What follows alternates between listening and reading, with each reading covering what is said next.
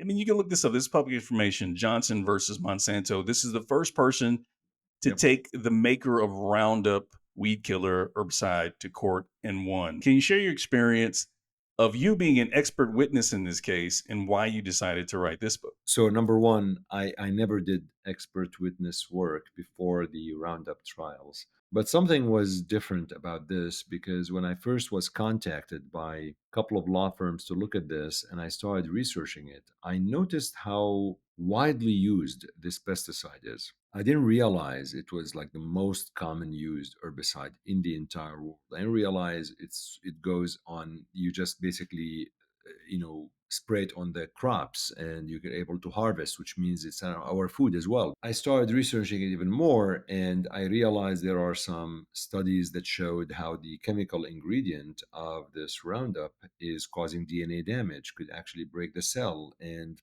there's an organization called the IARC, the International Association of Research on Cancer, that has labeled glyphosate, which is the chemical in Roundup, as probably carcinogenic. So all of this together made me actually intrigued because I've been an expert clinically and research-wise in lymphoma, and I thought to myself, maybe there's a link here that I need to explore further. And I was convinced, number one, Roundup is awful, glyphosate is terrible.